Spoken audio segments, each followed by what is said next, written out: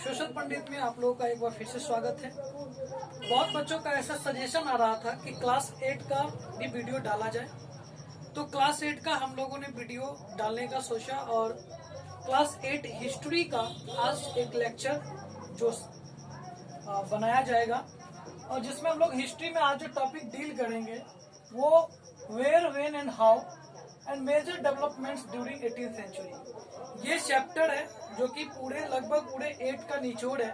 और मैं ये भी बता दूं कि क्लास 8 में जो बेसिकली हमें हिस्ट्री पढ़ना है वो मॉडर्न हिस्ट्री ऑफ इंडिया पढ़ना है, ठीक है। क्योंकि हम लोगों ने 7 में जो पढ़ा है, 7 में मेडिएवल हिस्ट्री पढ़ा है, 6 में हम लोगों ने एंशिएंट हिस्ट्री पढ़ा है और 8 में हम लोगों को मॉडर्न हिस्ट्री पढ़ना है। और जैसे ही हम लोग 10 में जाएंगे तो मॉडर्न हिस्ट्री का एक पार्ट और वर्ल्ड हिस्ट्री पढ़ना होता है। तो ये डिस्ट्रीब्यूशन है हिस्ट्री का जो हम लोगों को पढ़ना होता है टोटल। तो अगर बात करें हम लोग क्लास 8 में हिस्ट्री की बात करें, हिस्ट्री की बात अगर स्टार्ट करें तो पहला चैप्टर का जो पहला पॉइंट है वो major developments of the contemporary world.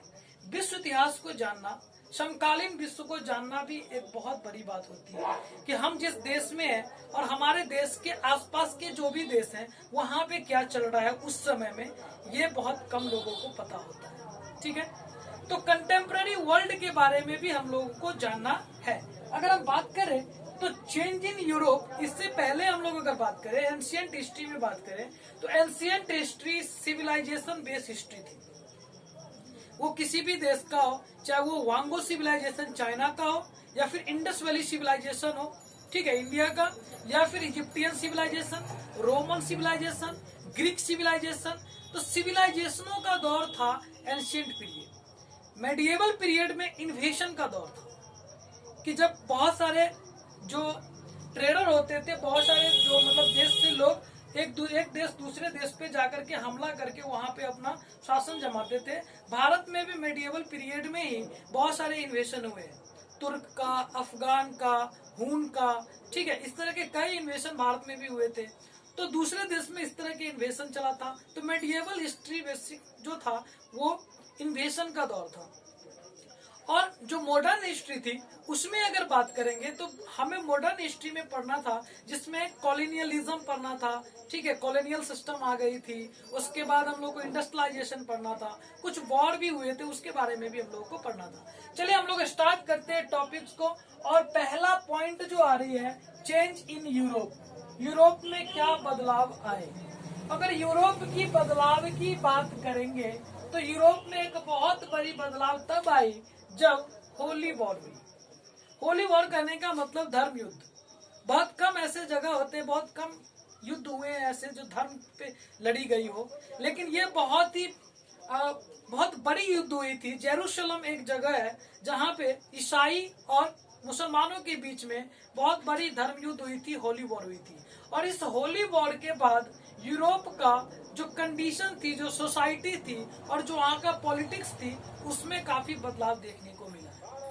तो जो चेंज देखने को मिला है, जो बेसिक चेंजेस थी, जो बेसिक चेंजेस यूरोप में हुई, इंग्लैंड में हुई, वो बेसिक चेंज जो था वो था socio and political changing. Social and political changing. अगर चेंजिंग की बात की जाए तो एक ही बार में आप बोल दो कि यूरोप में सोसाइटी बदल गई और यूरोप का पॉलिटिक्स बदल गई, ठीक है। तो ये बहुत बड़ी चेंजिंग आई, ठीक है, यूरोप में। उसके बाद जो पढ़ना होता है हम लोगों को तो रिनाइजेंस। रिनाइजेंस ये भी एक बहुत बड़ी बदलाव थी। रिनाइजेंस का मतलब होता है रीबर्थ। रीबर्थ मीन्स दोबारा जन्म लेना, ठीक है, रीबर्थ, दोबारा जन्म लेना। यहाँ से लोगों की सेंटिमेंट बदल गई, लोग जागना शुरू कर दिए। और इसको जगाने के लिए इटली के कई दार्शनिक, फिलोसफर, आर्टिस्ट, साइंटिस्ट या फिर वहां के बहुत सारे जो टीचर थे उनका भी इम्पोर्टेंट रोल था। अगर रिनाइजेंस की बात की जाए, अगर रिबर्थ की बात की जाए तो उसमें Michelangelo, Raphael, Leonardo da Vinci, Machiavelli, इनका बहुत बड़ा इम्पोर्टेंट रोल है कि इन लोगों के द्वारा ही लोगों में एक अलग तरह की सोच, एक अलग तरह की थिंक आई। यूरोप में लोग सोचना शुरू किए, यूरोप में लोग र्यूमरिज्म से बचे और वहां के लोग पांडित पंथ की विचारधारा से भी बचे।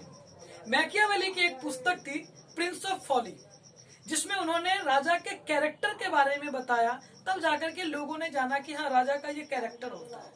जो बर्थ राइट एडवांटेज मिलती थी उस पर वहां पे लोगों ने उंगली उठाना स्टार्ट किया। चर्च की जो खौफ थी उसको थोड़ा सा कम किया गया। ये रिनाइजेंस का ही एक बहुत बड़ा इम्पोर्टेंस थी। रिनाइजेंस के कारण ही ये हुआ था। ठीक है, तो रिनाइजेंस से हम लोगों का बुद्धि बढ़ी, और जब हम लोगों का थोड़ा सा नॉलेज बढ़ा, थोड़ा सा नॉलेज रिच किया, तो रिच करने के बाद हम लोग यात्रा स्टार्ट कर दिए, समुद्री यात्रा। ठीक है, सी वोयाज हम लोग यात्रा स्टार्ट किए। और इस यात्रा, समुद्री यात्रा में जो सबसे हेल्पर साबित हुआ था वो कंपास और स्टैंडर्ड लेवल का शिप। ठीक है, कंपास का इन्वेंशन, जब अरेबियन पीपल ने कंपास का इन्वेंशन किया और पुर्तगालियों ने तेज चलने वाले जहाज का इस्तेमाल स्टार्ट किया, तो उसके बाद से सी वोयाज बहुत ही इजी हो गया। लोगों ने समुद्री यात्रा करना शुरू कर दिया। और समुद्री यात्रा करने में एक और भी बहुत बड़ी वजह थी समुद्री यात्रा के लिए, कि पहले एक विचारधारा लोगों के अंदर थी। लोगों के अंदर एक मेंटालिटी ऐसी थी कि ये जो अर्थ है ये बहुत चपटी है, और चपटी होने के कारण अगर समुद्र में हम ज्यादा दूर तक जाते हैं तो नीचे खाई में गिर जाएंगे। ठीक है, तो ये एक र्यूमर थी, ये लोगों की मेंटालिटी ऐसे थी। ठीक है, तो समुद्र में यात्रा नहीं करते थे। बाद में चल करके जब लोगों ने समुद्र की यात्रा शुरू किया, खास करके स्पेन के राजा का बहुत बड़ा योगदान है कि उन्होंने अपने देश के नाविकों को समुद्री यात्रा करने के लिए हेल्प किया। और क्रिस्टोफर कोलंबस नाम का व्यक्ति ने 1492 में अमेरिका जैसे बड़े से लैंडमास का खोज किया। बहुत बड़ी लैंडमास अमेरिका दुनिया में 1492 से पहले थी ही नहीं। हम लोग अमेरिका नाम की चिड़िया को नहीं जानते थे 1492 से पहले। ठीक है, अमेरिका के इतिहास के बारे में हम 1492 के बाद से जाने हैं। और ये खोज किया किसने? तो क्रिस्टोफर कोलंबस ने, जो कि स्पेन का नाविक था, स्पेन का नागरिक था। स्पेन के राजा का बहुत बड़ी हेल्प थी। फिर उसके बाद 1490, वैसे एक चीज मैं आपको बता दूं, वैसे मैंने पिछले वीडियो में भी बताया है कि क्रिस्टोफर कोलंबस इंडिया का खोज करना चाहते थे। वो इंडिया आना चाहते थे, लेकिन उनकी जहाज की जो दिशा था वो डायरेक्शन चेंज हो जाने के कारण वो भूल चूक से अमेरिका का खोज कर बैठे। तो अमेरिका की खोज अनजाने में हो गई। इंडिया की खोज करने के कारण अमेरिका की खोज हो गई। ठीक है, तो 1498 में यूरोपियन पीपल का बहुत बड़ा प्रॉब्लम सॉल्व हो गई, जब उन्होंने भारत आने के लिए सी रूट का खोज किया। ठीक है, भारत आने के लिए सी रूट का खोज कर लिया, तो उनकी बहुत बड़ी प्रॉब्लम सॉल्व हो गई, क्योंकि इससे पहले भारत से वो कई तरह के कमोडिटीज खरीदते थे, और जिसको खरीदने के बाद उन्हें हैवी प्रॉफिट नहीं मिल पाती थी, और ये हैवी प्रॉफिट अरेबियन पीपल को मिलती थी। तो अरेबियन पीपल जो भी थे, या फिर यूं कहो तो इस्लामिक जो इम्पेरर थी, इस्लामिक इम्पेरर की जो पावर थी उसको कम कर दिया यूरोपियन ने, जैसे ही उन्होंने भारत का खोज किया। भारत से डायरेक्ट उन्होंने ट्रेड स्टार्ट कर दिया, और भारत से ट्रेड स्टार्ट करने का जो वास्को डी गामा का श्रेय जाता है, वास्को डी गामा। ठीक है, वास्को डी गामा जो कि पुर्तगीज था, उन्होंने भारत के आने का सी रूट खोज करके और बहुत सारा प्रॉब्लम को सॉल्व कर दिया। ठीक है, तो ये था सी वोयाज। ठीक है, उसके बाद जो पॉइंट है रिफॉर्मेशन की। अब हम लोगों का माइंड इतना डेवलप हो चुका है कि रिफॉर्म करना लोगों ने शुरू कर दिया, सुधार करना शुरू कर दिया। लोगों की थिंक को बदलने वाला मसीहा का जन्म हो चुका था। जर्मनी में मार्टिन लूथर नाम का व्यक्ति ने एक बहुत बड़ी तहलका मचा दिया, और चर्च को, जो कि कैथोलिक चर्च थी, उसको उन्होंने डिबेट के लिए चैलेंज कर दिया कि कैथोलिक चर्च लोगों में एक खौफ बनाते हैं, लोगों के ऊपर एक गलत विचारधारा थोपते हैं, ये नहीं चलेगा। तो क्रिश्चियनिटी रिलीजन यूरोप में एक बहुत बड़ी बदलाव आई जब रिफॉर्मेशन की दौर शुरू हुई। मार्टिन लूथर के कारण क्रिश्चियन रिलीजन दो पार्ट में टूट गई, एक पार्ट जहां पे कैथोलिक चर्च वाले थे, कैथोलिक थे, तो दूसरी पार्ट जो कि मार्टिन लूथर के फॉलोअर बने वो थे प्रोटेस्टेंट। तो दुनिया में ईसाइयों का दूसरा समूह, दूसरा ग्रुप भी बना, और वो मार्टिन लूथर के योगदान के कारण। तो एक बहुत बड़ी बदलाव जो कि देखने को मिली वर्ल्ड हिस्ट्री में हमें रिफॉर्मेशन के द्वारा। ठीक है, तो ये रिफॉर्म्स की गई और एक नया ग्रुप बना, एक नया धर्म बन गई। ठीक है, क्रिश्चियन के अंदर ही एक नया ग्रुप बन गया। तो रिफॉर्मेशन, लोग यहाँ से जागना शुरू किए। अब एक चीज मैं और बताऊं कि मार्टिन लूथर किंग ने अपने रिफॉर्मेशन के लिए, अपने प्रोटेस्टेंट रिलीजन के लिए, जो चर्च का जो प्रॉब्लम थी उसको सॉल्व करने के लिए, या फिर चर्च की खौफ को कम करने के लिए जो नया धर्म बनाया, उसमें सबसे बड़ी योगदान जो थी, उसके लिए मार्टिन लूथर ने कहा है कि printing press is the gift of the God. Printing press एक गिफ्ट है, किसका? गॉड का। क्योंकि प्रिंटिंग प्रेस अगर नहीं होती तो उनकी जो नॉलेज थी, या फिर उनका जो रिफॉर्मेशन थी, या फिर इंफॉर्मेशन थी, वो स्पीडली नहीं बढ़ पाती, वो काफी तेजी से नहीं लोगों तक पहुंच पाती, जिसके कारण जो उनका हेल्प किया वो था प्रिंटिंग प्रेस। तो प्रिंटिंग प्रेस का भी बहुत बड़ा इंपोर्टेंस था, जिसका डिस्कवर हुआ था चाइना में। ठीक है, पेपर का भी इन्वेंशन चाइना में ही हुआ था। तो चलिए, रिफॉर्मेशन की बात जो टॉपिक आती है, इंडस्ट्रियलाइजेशन या फिर इंडस्ट्रियल रिवॉल्यूशन। यस, ये बहुत ही इंपोर्टेंट टॉपिक्स है। रिफॉर्मेशन के बाद जब क्रिश्चियन रिलीजन दो पार्ट में टूट गई, उसके बाद की इतिहास में एक और चेंजिंग आई जब इंडस्ट्रियल रिवॉल्यूशन स्टार्ट हुई, मिड ऑफ 18th सेंचुरी 1750 वैसे बताया जाता है एक ईस्वी, एक डेट। ठीक है, लेकिन 1750 के बाद से ये स्टार्ट जरूर हुई थी इंडस्ट्रियल रिवॉल्यूशन, लेकिन इसकी स्टार्टिंग कहीं ना कहीं 17th सेंचुरी में हो चुकी थी। 17वीं शताब्दी में जैसे ही मैन मेड या फिर हैंडीक्राफ्ट जो वर्कर थे, उनका काम जो बड़े बड़े फैक्ट्री लेना शुरू कर दिए, मशीनों के द्वारा होना शुरू हो गया यूरोप में, और इंग्लैंड में जो सबसे पहले स्टार्ट हुई थी, उसके बाद France, Portuguese, Spain, German, Italy, ये सब देशों में वो स्प्रेड कर गया। तो कंपटीशन इतना ज्यादा बढ़ गया, इतना ज्यादा कंपटीशन बढ़ गया कि उन लोगों को नए नए प्लेस खोजना पड़ा। और industrial revolution, it means, industrial revolution का मतलब ये कह सकते हैं आप कि प्रोडक्शन जो है वो हैवी अमाउंट में होना शुरू हो गया था। यही इंडस्ट्रियल रेवोल्यूशन था कि जो प्रोडक्शन हम लोग, हैंडमेड जो प्रोडक्शन थी, वो एक शर्ट को बनाने में अगर 2 लेबर एक दिन लेते थे, तो वही 2 लेबर एक दिन में लगभग 1000 से 2000 शर्ट बनाना शुरू कर दिए, जब बड़े बड़े मशीनों का इन्वेंशन शुरू हुआ। ठीक है, जेम्स हारग्रीव, ठीक है, सेफ्टी लैम्प का आविष्कार हुआ, स्पिनिंग जेनी स्पिनर का इन्वेंशन हुआ, जेम्स वॉट ने स्टीम इंजन का इन्वेंशन कर दिया। तो बहुत सारे इन्वेंशन होने के बाद जो है ये इंडस्ट्रियल रिवॉल्यूशन हुई, और इंडस्ट्रियल रिवॉल्यूशन होने के कारण जो हैंडमेड प्रोडक्शन थी वो बंद हो गई।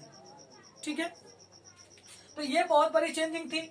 एक और बहुत बड़ी चेंजिंग आई जब वॉर स्टार्ट हुई। ठीक है, जब वॉर स्टार्ट हुई, अभी हम लोगों ने पढ़ा है कि रिवॉल्यूशन आई, प्रोडक्शन बढ़ा इंडस्ट्रियल रिवॉल्यूशन के द्वारा। तो जब प्रोडक्शन बढ़ा तो नए नए प्लेस खोजा गया।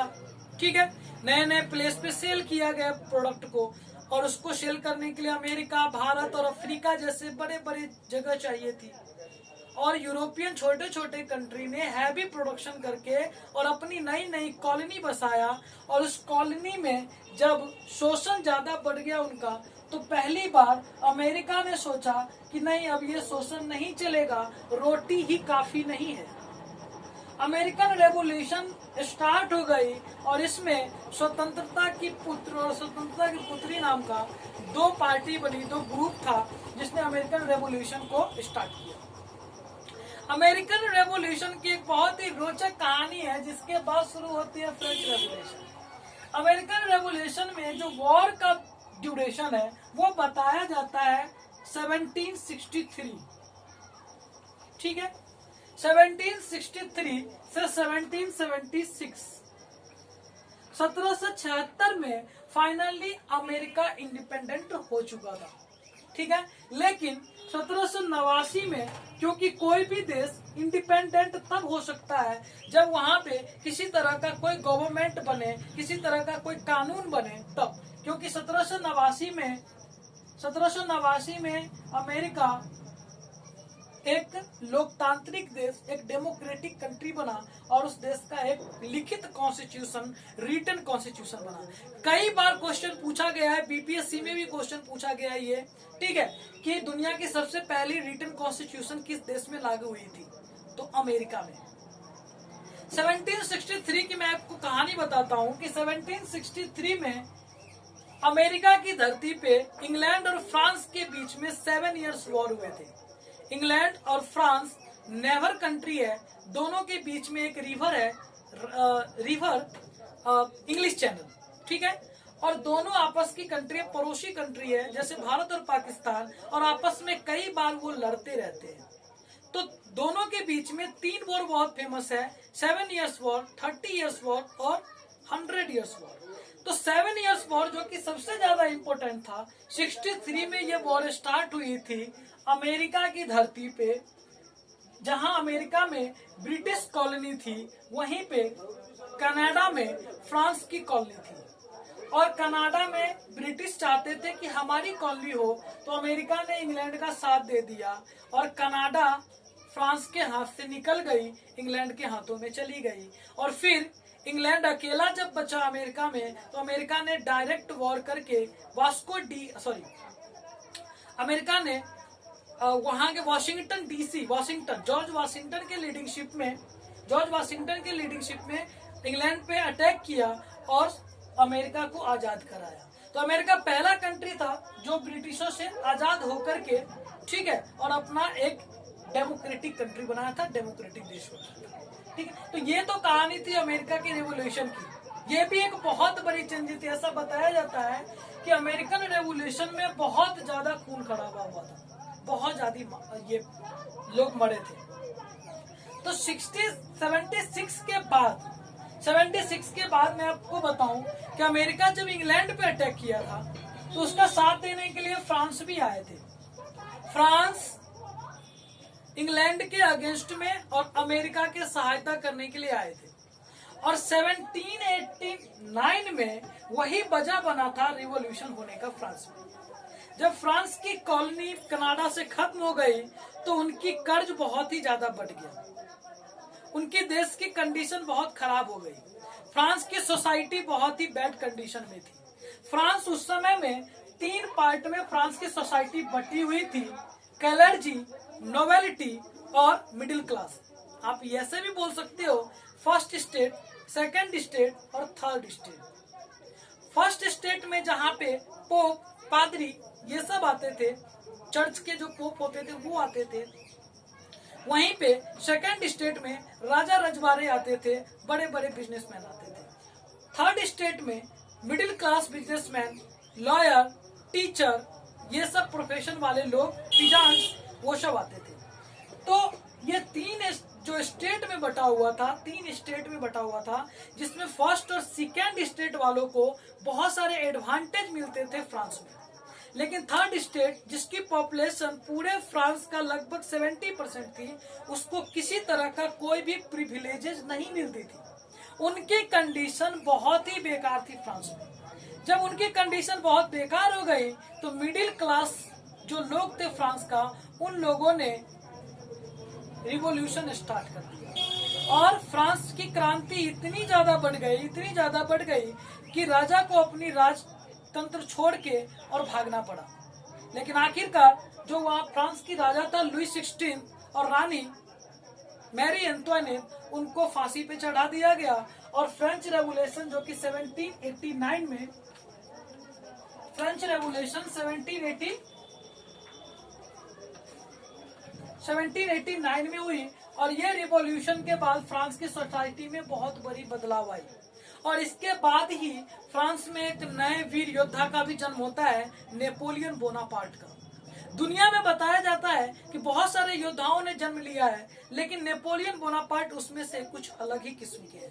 क्योंकि नेपोलियन ने एक बात कहा था कि तुम मुझे 100 अच्छी माताएं दो, मैं तुम्हें एक अच्छा राष्ट्र दूंगा।